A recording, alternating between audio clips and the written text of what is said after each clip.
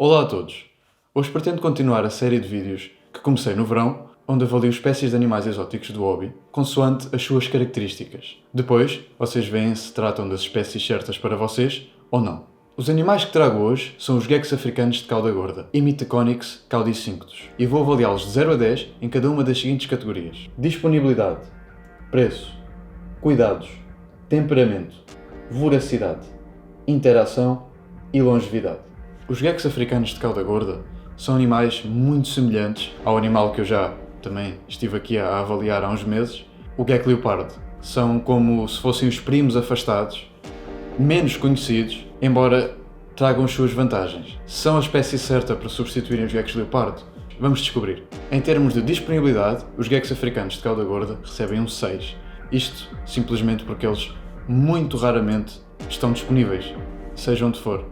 Outra razão para isso é que praticamente só se vendem fêmeas. Por alguma razão não existem muitos machos no mercado, não se conseguem incubar com sucesso muitos machos. Uma razão que ainda desconhecemos, pois estes animais são criados em cativeiro há relativamente pouco tempo, quando comparados com os geckos leopardo, e creio que talvez as temperaturas de incubação possam ter alguma coisa a ver com isso, mas sinceramente não sei. Aqui em Portugal só começámos a ter estas espécies disponíveis no mercado relativamente recentemente, ou seja, até há poucos anos não haviam animais destes em lojas de animais, em criadores, e ainda hoje posso dizer que é muito difícil arranjar estes animais, quer seja de um criador ou de uma loja. Penso que o melhor a fazer para quem queira adquirir um será comprar fora do país ou ter fé que vá conseguir arranjar na internet, o que é bastante difícil, mas não é impossível. Eu próprio já o fiz e tive sucesso com isso. Em termos de preço, os geckos africanos de cauda gorda recebem um 8. São relativamente mais baratos que a maioria dos geckos leopardo, por não haver tanta procura, mas mesmo assim, o preço está longe talvez de ser o ideal, visto que é uma espécie tão subestimada a nível nacional e talvez internacional também. Estes são geckos que são praticamente reskins de geckos leopardo, ou seja, é praticamente um gecko leopardo como se tivesse outras cores. Eles andam mais pelos castanhos, brancos, alguns uns tons amarelados, muito esbranquiçados. No geral são cores um bocado diferentes dos geckos leopardo. Não sei se isso tira a atração do animal, eu confesso que talvez ainda me atraia mais, pois dá-lhes aquele ar ainda mais selvagem. Pois temos de ter em conta do sítio onde eles vêm, é da África, mais ou menos África Central, e é um animal que anda num ambiente ligeiramente diferente do gecko leopardo, mas já lá chegamos. Em termos de morfos, também não existem muitas morfos disponíveis, não tem absolutamente nada a ver com os morfos existentes dos geckos leopardo, mas existem umas muito bonitas. No entanto, é muito mais pragmático e mais simples se as pessoas que têm interesse em arranjar forem arranjar um destes geckos de morfo normal, porque outras morfos, eu não tenho bem noção dos preços, mas penso que estarão mais ou menos a par com os geckos leopardo e creio que isso não fará realmente grande diferença, a não ser que a pessoa seja um criador de répteis e que tenha interesse em criá-los e na genética, mas este vídeo é totalmente não sobre isso. Em termos de cuidados, os geckos africanos de cauda gorda recebem um 7. Isto é simplesmente porque eles necessitam de um pouco de mais umidade que os geckos leopardo. Ou seja, apesar deles serem de zonas semiáridas, praticamente úmidas, talvez, florestais, eles precisam de mais umidade, de mais água, talvez mesmo, que os geckos leopardo. Pelo menos tem-se observado que eles proliferam muito melhor em ambientes úmidos do que em ambientes totalmente secos, como é o caso dos seus primos, dos geckos leopardo. Portanto, o que muda é realmente colocar um pouco mais de umidade. O substrato, se não for solto, é melhor. Podem usar jornal, podem usar papel de cozinha. É o que eu uso e é o que muitos criadores usam e têm tido sucesso. Portanto, não vou aconselhar que vocês encham o terrário de substratos soltos, porque não é bom. E a impactação com este tipo de animais pode ser muito complicada e pode mesmo conduzir à morte deles. Em termos de aquecimento, eles requerem um bocadinho mais calor que os geckos leopardo, ou seja, vocês talvez mesmo agora, nos dias mais frios do inverno, consigam ver os vossos geckos leopardo que talvez andem de um lado para o outro do terrário, não se importam muito com as zonas quentes, as zonas frias do terrário, conseguem andar em todas mais ou menos ao mesmo tempo, talvez obviamente mais nas quentes, mas vocês vão observar que estes geckos preferem muito mais passar todo o seu tempo na zona quente. Ou seja, isso vai nos conduzir a outro problema, que eu vou falar depois mais à frente. Eles, literalmente, com estas temperaturas que temos tido, sobretudo cá em Portugal, que têm sido temperaturas muito baixas, é extremamente pragmático que se força a alimentação nestes animais. Mas eu já lá chego. Já agora, antes que me esqueça, venho frisar a importância do esconderijo úmido para estes animais. eles vão passar lá pelo menos 80% ou mais do seu tempo. Portanto, ter um esconderijo úmido que esteja mesmo úmido, muito mais úmido talvez que os dos geckos leopardo, é muito importante. Até porque, pela minha experiência, pele presa neste tipo de geckos pode ser um bocadinho mais complicada que pele presa nos geckos leopardo, portanto é algo que vão ter que ter em conta. Em termos de temperamento, os geckos africanos de cauda gorda recebem um 8. Isto é porque, ao contrário do que é dito, eu considero que este tipo de geckos tem um temperamento muito mais dócil que o gecko leopardo normal. Ou seja, eu consigo facilmente pegar num gecko destes sem ele se chatear muito do que num gecko leopardo. Há certos tipos de geckos leopardo que quando nós queremos agarrar ou quando nós queremos tocar neles, obviamente que eu não encorajo isto de forma alguma, não é? São animais que não beneficiam do nosso contacto, se bem que são animais dóceis e, francamente, quem tem um gecko leopardo com certeza que já pegou nele. De qualquer forma, estes geckos são ainda mais dóceis, na minha opinião.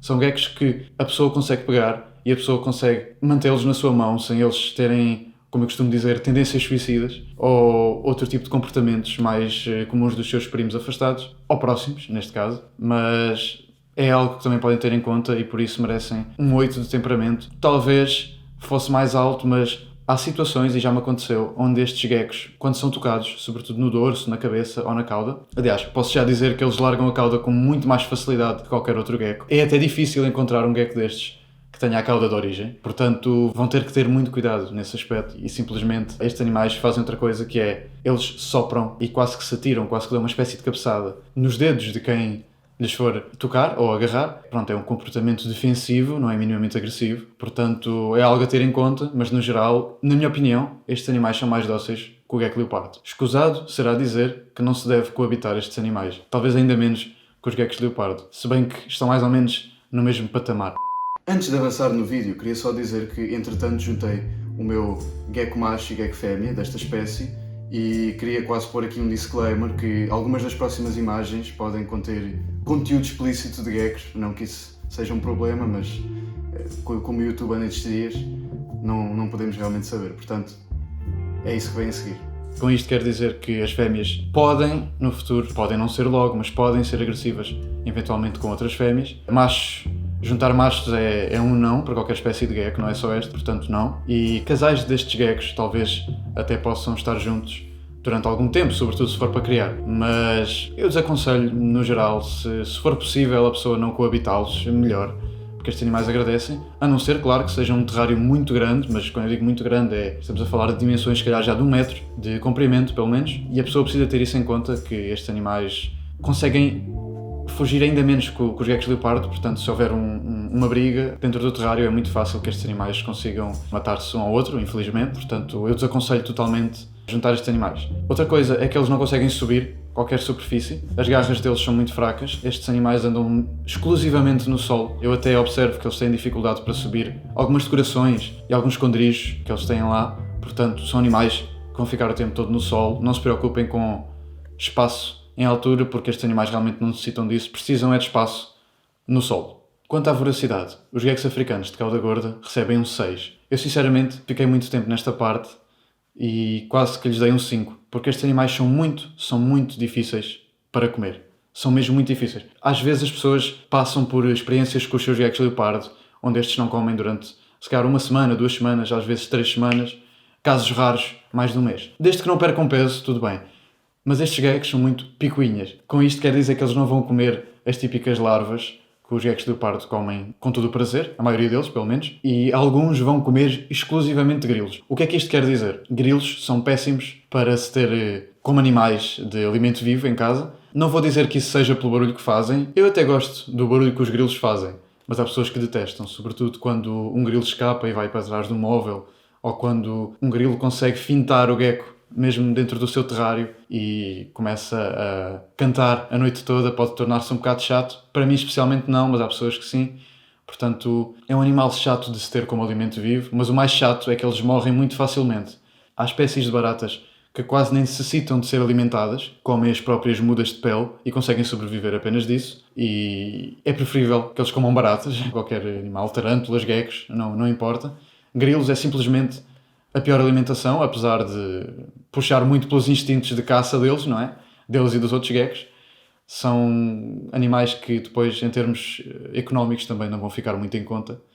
E é preciso nós termos isso em conta, não é? Estes animais vão ser complicados para comer, talvez quando vocês os adquiram. Se tiverem interesse em adquirir, claro, porque não é fácil também, eles podem só comer passado 1 ou 2 semanas. Isto não é um problema, ok? E desde que eles não percam peso, desde que a cauda deles continue, portanto, cheinha, desde que os membros deles não pareçam quase raquíticos ou magros, desde que o corpo pareça, portanto, cheinho, não há problema. Agora, se o animal realmente se recusar a comer durante muito tempo, aconselho uma visita a um veterinário de animais exóticos, porque, sinceramente, eles podem ser muito chatos para comer. Em termos de interação, os geckos africanos de cauda gorda recebem um 8. Penso que é tanto quanto eu dei aos geckos leopardo, mas, como já disse, eles podem ainda ser mais dóceis. Este é o macho que tenho, o único macho que tenho, e ele estava a dormir profundamente, peço imensa desculpa de o ter acordado, mas como podem ver, eles são calmos, são mais calmos que os geckos leopardo, muito mais calmos que os geckos toquem, e no geral, penso que são a melhor espécie de gecko que eu já manuseei até hoje. Ele está um pouco confuso, porque foi tirado do seu terrário, ele não queria, obviamente. Pronto, como podem ver, é um gecko perfeito para manuseio, dá para crianças, idosos, adultos, qualquer idade. Este é um animal ótimo, realmente, para se ter. Aconselho começarem tanto com este ou com um gecko leopardo. A diferença é muito pouca, se é que existe. Para concluir, os geckos africanos de cauda gorda recebem um 9 de 10 em longevidade.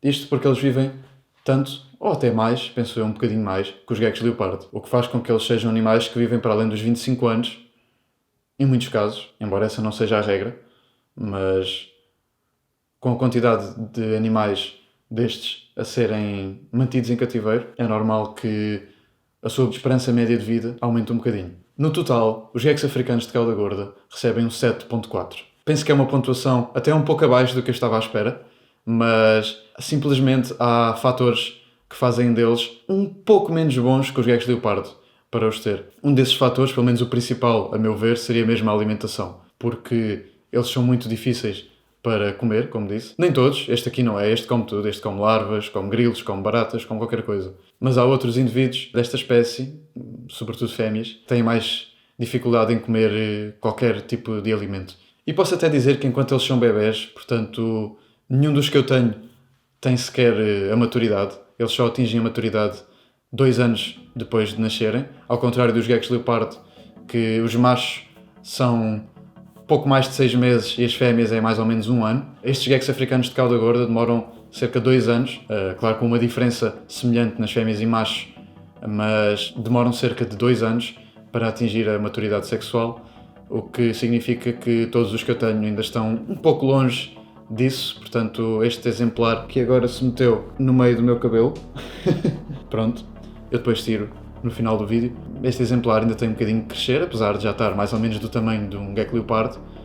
Ainda tem um bocadinho de crescer, tem um bocadinho que engordar, apesar de não estar nada mal para a idade que tem. E pronto, é isso. Espero que tenham gostado. Não se esqueçam de subscrever, não se esqueçam de ativar o sininho das notificações, de forma a poderem ver mais vídeos destes. Eu confesso que agora no inverno é muito mais complicado de fazer estes vídeos, porque é mais difícil ter os animais cá fora durante mais tempo, como eu fazia no verão. Eles podiam estar comigo numa mesa. Neste momento acho desnecessário estar a tirá-los durante o vídeo todo. Penso que vocês compreendem esse aspecto. Portanto, muito obrigado por verem. Qualquer questão que tenham podem fazer nos comentários e até ao próximo vídeo. Tchau!